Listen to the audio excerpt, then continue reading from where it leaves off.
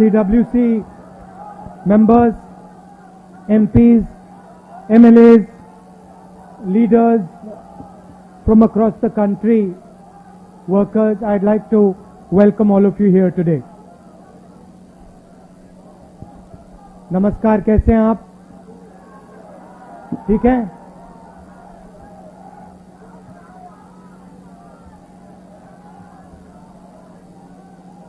तो मुझे कुछ दिन पहले ईडी ऑफिस में बुलाया गया। अच्छा भैया शांत हो जाएं। कुछ दिन पहले मुझे ईडी ऑफिस में बुलाया गया। छोटा सा कमरा था, 12 फुट बाय 12 फुट मान लो। बीच में मेज थी, कंप्यूटर था, 3 ईडी के ऑफिसर बैठे थे, एक बाहर खड़ा था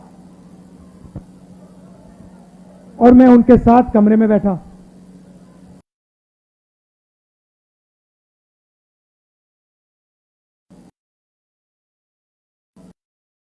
शाम हुई,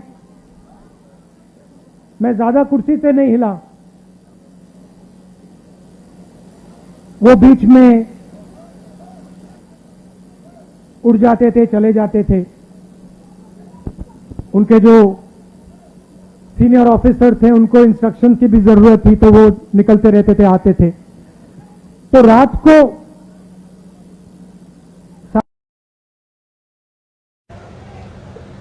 राहुल जी, एक बात आप हमें बताइए, आप यहां बैठे हैं, आप कुर्सी से उठते नहीं हैं, आप सीधे बैठे रहते हैं और 11 घंटे हो रहे हैं, 11:30 घंटे हो रहे हैं, आप बिल्कुल थके ही नहीं हो। हम थक गए हैं मगर आप नहीं थके।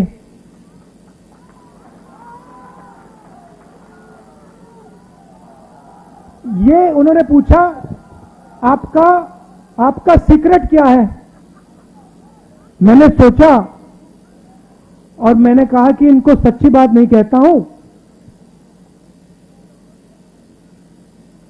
दूसरी बात कह देता हूं, दूसरा कारण कह देता हूं, मगर मेन बात नहीं कहता हूं। मैंने कहा कि मैं विपासना करता हूं, उसमें बैठना पड़ता है, तो आदत लग गई है, मुझे कोई प्रॉब्लम नहीं, 6, 7, 8, 10 घंटे बैठा दो, मुझे कोई फर्क नहीं पड़ता। तो फिर उन्होंने मुझे पूछा, विपासना के बारे में पूछा, मगर सच बात तो मैंने उनको नहीं बताई। आप जानते हो सच बात क्या है? सच बात यह है कि उस कमरे में राहुल गांधी अकेला नहीं बैठा था। उस कमरे में राहुल गांधी के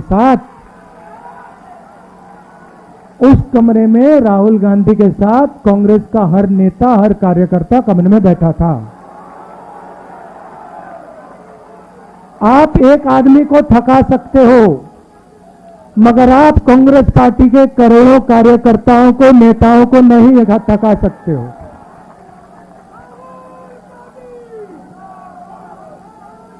और सिर्फ कांग्रेस पार्टी के नेता, कार्यकर्ता उस कमरे में नहीं थे। उस कमरे में इस सरकार के खिलाफ जो भी बिना डरे लड़ता है वो बैठा था। ठीक है, उन व्यक्तियों को स्पेशल इनविटेशन ईडी ने नहीं दिया, मगर उस कमरे के अंदर जो भी हिंदुस्तान के लोकतंत्र के लिए लड़ रहे हैं वो सब के सब मेरे साथ बैठे हुए थे। तो थकूंगा कैसे? अच्छा, फिर 3, 4, 5 दिन हुए। आखिरी दिन कहते, राहुल जी आपने इतनी पेशेंटली सवाल के जवाब दिए, हर सवाल को आपने सुना, आपने जवाब दिया, फिर आपने चेक किया, तो इतनी पेशेंस आप में से आपको कहां से मिल गई? मैंने कहा भैया ये तो मैं आपको नहीं बता सकता। वो पहले आपने थकान की बात पूछी, मैंने विपासना बोल दिया, मैं पेशेंस का नहीं कह सकता आपको। आप जानते हो पेशेंस कहां से आई? कह देना था कांग्रेस पार्टी में 2004 से काम कर रहा हूं। पेशेंस नहीं आएगी तो क्या आएगी?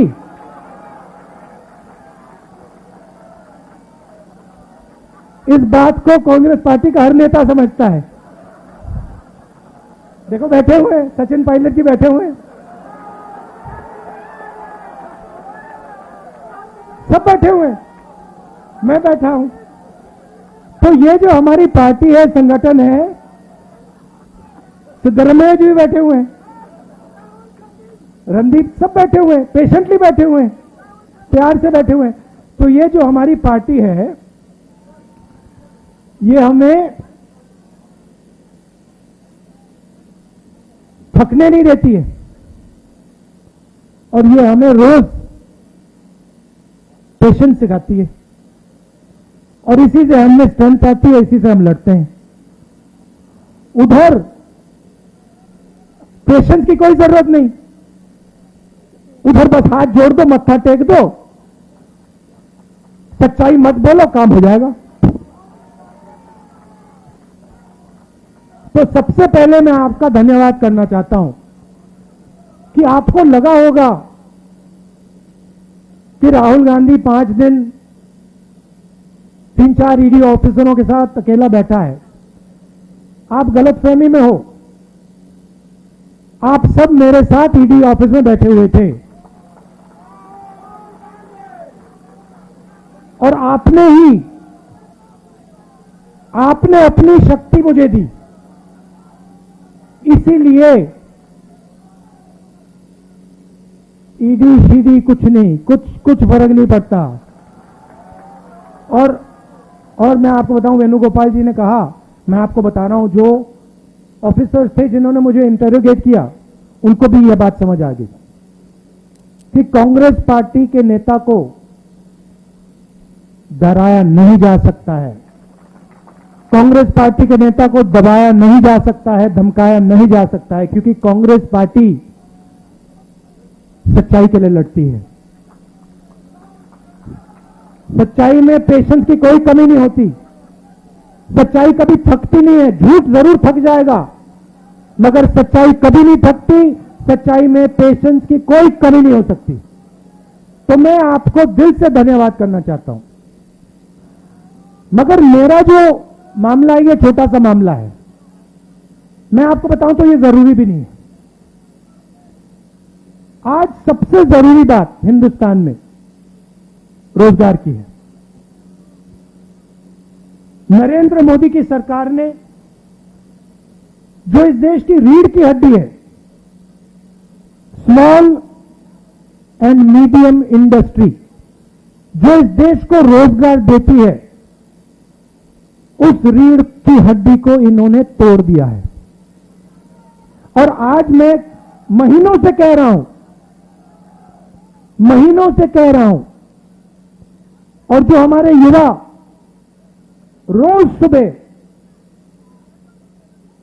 हर रोज सुबह दौड़ते हैं, आर्मी में, नेवी में, एयरफोर्स में, फोर्सेस में भर्ती होने के लिए दौड़ते हैं, उनसे मैं कह रहा हूं कि हिंदुस्तान के प्रधानमंत्री ने इस देश की रीढ़ की हड्डी को तोड़ दिया है और यह देश अपने युवाओं को अब रोजगार नहीं दे पाएगा। चाहे सरकार कुछ भी कर ले, यह देश अपने रोजगार नहीं दे पाएगा। 2-3 बड़े उद्योग नरेंद्र मोदी जी ने देश पकड़ा दिया है। ये 2-3 उद्योगपति देश को रोजगार नहीं दिलवा सकते हैं। और अब जो आखिरी रास्ता था, युवाओं के लिए जो आखिरी रास्ता था देशभक्ति का, आर्मी का, फोर्सेस का, उस रास्ते को इन लोगों ने बंद कर दिया है।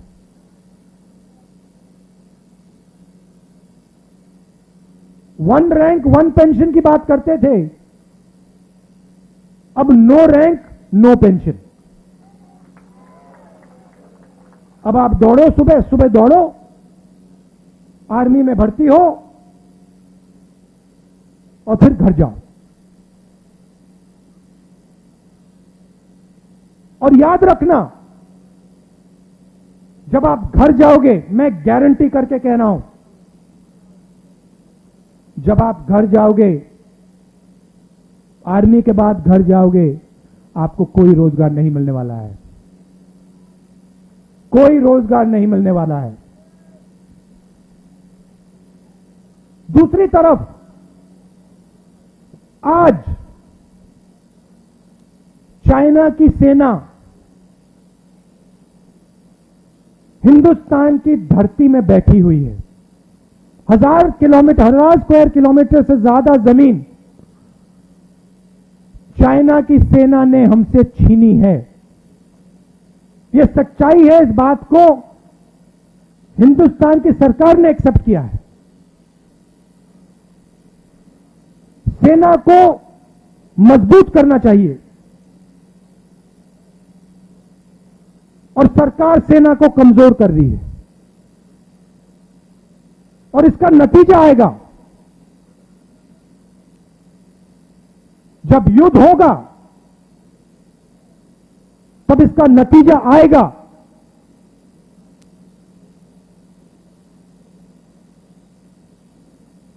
और मैं, याद रखिए जो बात बोल रहा हूं, जब युद्ध आएगा, हमारी जो आर्मी है